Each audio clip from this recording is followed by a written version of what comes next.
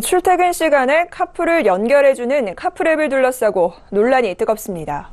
현행법상의 출퇴근 시간을 어떻게 해석해야 하는지가 문제인데요. 이 카풀앱에 대한 불법 논란은 사실 몇 년 전 있었던 우버, 에어비앤비 등 공유 경제를 둘러싼 불법 논란이 재발하는 것이라고 해석할 수 있습니다. 결국 4차 산업혁명 시대를 앞두고 신산업을 가로막고 있는 규제를 어떻게 해결해야 하는지, 신산업과 기존 업계의 갈등을 어떻게 풀어나가야 하는지에 대한 논의로 확대될 수 있을 텐데요. 자세한 이야기 이보경 기자와 이야기 나눠보겠습니다. 자, 이 기자, 이렇게 논란이 되고 있다라는 이야기는 계속해서 나오고 있는데 그 이유가 무엇인가요? 네. 출퇴근 방향이 같은 사람들이 자동차를 나눠 타는 것, 이게 카풀이 아니지 않습니까? 최근에는 이 카풀이 모바일로 부활을 했는데요. 이 카풀을 연결해주는 애플리케이션이 나타난 겁니다. 이용자가 가려는 위치를 설정을 하면 목적지가 같은 운전자를 앱이 연결해주는 겁니다. 이게 택시 요금보다 평균 30% 정도 더 저렴해서 인기를 끌고 있습니다. 네, 이렇게 요금도 저렴하고 아무래도 편리하다 보니 많은 사람들이 관심이 있을 것 같은데요. 그런데도 불구하고 몇 년 전에도 우버를 놓고 굉장히 많은 논란거리가 됐었는데 이번에 이렇게 다시 불거진 이유 어디서 찾아볼 수 있습니까? 네.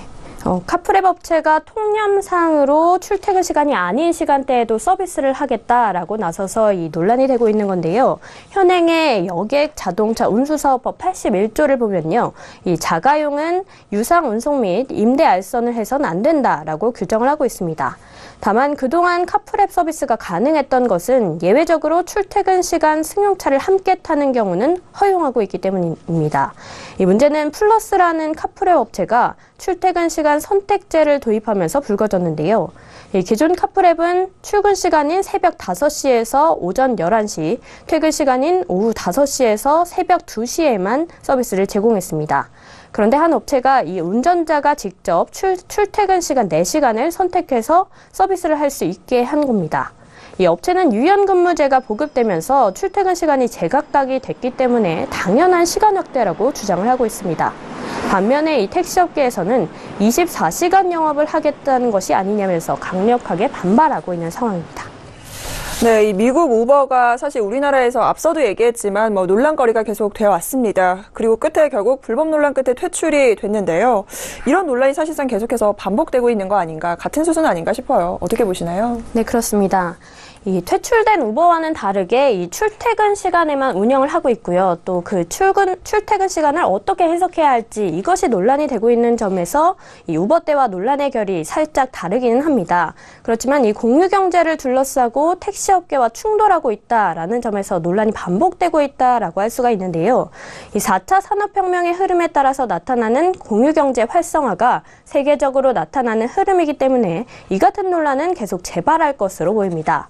이 공급자 위주에서 일방적으로 공급하는 것을 수요하는 것이 아니라 소비자가 원하는 시간, 원하는 품질 등에 맞춰서 서비스를 제공을 하고 이를 어플이 쉽게 중개해주는 서비스가 4차 산업혁명에서 나타나는 변화이기 때문에 이런 논란은 계속될 것이라는 것이 전문가들의 시각입니다.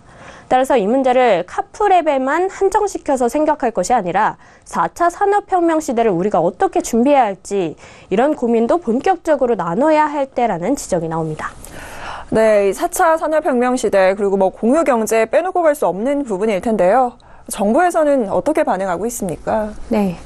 카풀을 비롯한 공유 경제 서비스를 무조건 반대할 것은 아니다라고 입장을 밝히고 있는데요. 해결할 수 있는 방안을 모색해보자는 제안이 이어지고 있습니다. 대표적으로 이 대통령 직속위원회인 4차 산업혁명위원회가 카풀앱과 관련해서 민관이 머리를 맞대고 토의해서 합의해서 이끌어내기 위한 규제 제도 혁신 해커톤을 개최한다고 밝혔습니다. 그렇지만 이 택시업계가 카풀앱에 대한 논의가 공론화되는 것 자체에 반발을 하고 있기 때문에 이 해커톤에 불참을 선언하고 있습니다. 이 택시업계는 지금까지 1, 2차 해커톤에 불참했던 데 이어서 다음 달에 열리는 3차 해커톤에도 불참하겠다고 선언했는데요. 이 4차위가 3차 해커톤에서는 이 카풀앱을 빼고 택시업계만 참석해서 진행한다라고 밝혀서 반발을 산 데 이어서 다음 달에는 이 택시업계도 불참을 통보하는 등 난믹상을 보이고 있습니다.